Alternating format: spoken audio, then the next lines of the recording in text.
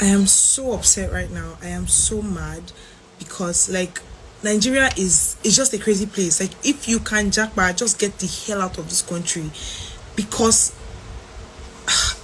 God. So my sister was assaulted and robbed in Maitama, Abuja. She entered a one chance vehicle, and these people did not only rob my sister of her savings, they also borrowed money on her account. Do you understand how crazy and traumatizing this is? So my sister works as a physiotherapist, right? She works in Maitama as a physiotherapist, and they had a special event or something at work that day, so they had to close at 8 p.m. So after leaving work, she then flags a cab down, right? It's not the first time, that's her route, and she was going towards Lugbe also. I don't stay in Abuja, I live in Lagos. And she was going towards Lugbe. On her way to Lugbe, she entered the vehicle. She said as soon as she got into the vehicle, that's how they immediately locked the door and like pushed her to the middle, like immediately. And they started beating her, like they started hitting my sister. I don't know if she'll be comfortable with me sharing her pictures, but she was literally bleeding all over. They were hitting her, like they moved her to the middle, locked the doors and started beating her. Mind you, it wasn't just men. There were two women, one guy and the driver inside the car. And the reason why she even felt comfortable was because there were women in the car. You know how if we want to enter public transport, we always make sure that maybe we see a woman there, quote unquote, just so that we feel like safe, right? Because of how the country is. So that's why she entered, not knowing that those women were even in on it. One was an alaja, then the other woman and the other guy. They moved my sister to the middle, started hitting my sister, started beating my sister. After they beat my sister, they tied my sister's eyes inside the cab. After they tied my sister's eyes, they then started asking for her pin, started threatening to kill her. They even told my sister can she call somebody that can borrow her 5 million naira to give to them. My sister said she doesn't have anybody that she can borrow. And my mom was like, and they asked her what does my mom do. She said my mom is a tailor, my mom is a fashion designer. They said they collected her phone. They went to her piggy vest, withdrew the money from her piggy vest into her account. Then these people now went to GT Bank. When they saw that she had only 3k in GT Bank, they now they borrowed money in GT Bank. They literally borrowed money from GTB. Like, do you know how crazy that is? Guess how much they borrowed? They borrowed 1.3 million naira from GT Bank. Like, how ridiculous is that? Like,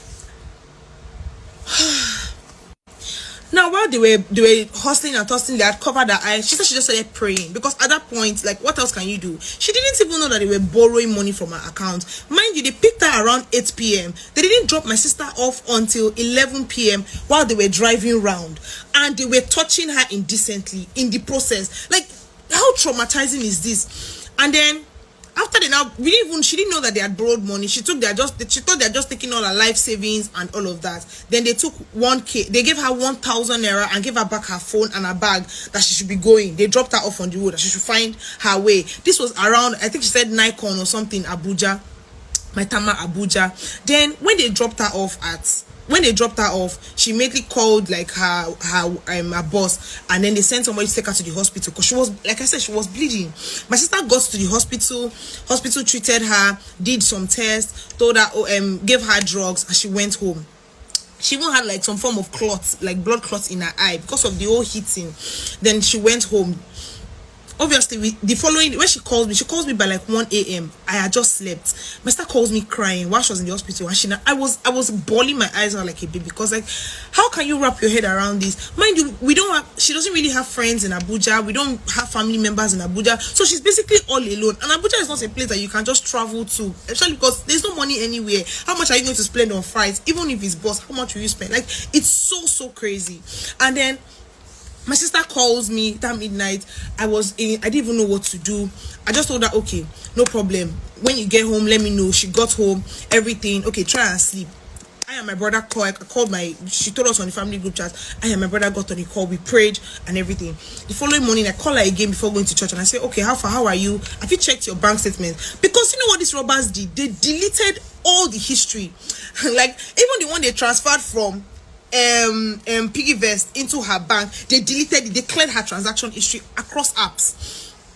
I'm sorry, I'm shaking and I'm so upset right now. I'm sorry for how I'm speaking. Now they cleared her bank apps. They cleared my sister's bank apps. Then they clear the history. I just told her, you know what, generate your bank statement so that we can even see what the total that they took, you understand, is. My sister didn't generate because GT Bank didn't even send alert, like, you know, USSD alert, text messages. They didn't send that one. So as she requests for her GT Bank statement, she first saw a 1.3 million naira alert, like history, only for us to check and see that these guys did a quick loan of 1.3 million naira. They were even telling my sister in the vehicle that she has limit, her account has limit. When my sister started praying and praying, they started telling her bele, but they can literally kill her if they don't get money. They'll literally dump her. There's nothing she can do. Meanwhile, I think it was the Alaja in front that was like she was one doing like the main thing. She was one with the phone, while the guy and another person behind were just like hitting her and doing all stuff. Then we now saw 1.3 million debit alerts. These people did a 12-month payment plan. They borrowed 1.3 million naira, 12-month payment plan. They went to Wema Bank. I think they first borrowed 205k, borrowed another 100k. I can't even remember the whole, like, the screenshots are there. They should borrowed money on my sister's account, and it's so crazy. And now we're in a debt of almost 2 million naira that we did not incur, that we did not spend. My sister has been trying to process Jackpot for the longest. Money has been a very huge factor. If she had borrowed that money, we should not have used to do something better and use it to and pay back when she gets there. Apart from even just the money, like the trauma, everything they subjected her to, it's so wild. Imagine being in the same space with people for 3 hours, and guess what they were doing? They were now stopping at different POS points. So they were withdrawing 70k, 50k, 100k at different POS. So while they were driving around, she said the first person will come down, withdraw. Second person will come down, withdraw. Third person will come down, withdraw. They were withdrawing from different points. That way you can't trace like their accounts. But it's so ridiculous. I tell her, okay, we send a message to GT Bank and Piggyvest and immediately alert them or whatever has happened. I tell her we still need a police report, doctor's report. She goes to the hospital or reaches out to the hospital. Hospital tells her she has to pay for doctor's reports. But yeah, 5k are being called. I've never heard in my life that they pay for doctor's reports. Hospital that you attended to her. Like, you literally, like, you people you knew what happened. And you're asking her to pay for doctor's reports. Okay, no problem, 5k for doctor's reports. She then goes to a police station this morning. She goes to the police station at, I think, 9 or something. Those ones say, it's out of their jurisdiction. She should try another police station. Then they start to blame my sister. The police people there literally telling my sister that it's my sister's fault. Why did my sister enter cab? Why did my sister enter the cab? Why, like, they were literally just saying things to just make it like, cocoa of the matter is my sister is at fault for trying to transport herself from work to her house. And the distance is she where she stays is not even, I don't even think it's an Uberable distance. Like you can't necessarily bolt it or Uber it or something. But even that one safe, is it even safe? We've been hearing of one chance for so long. Mind you, this is not her first one chance experience. In January, her phone was still stolen.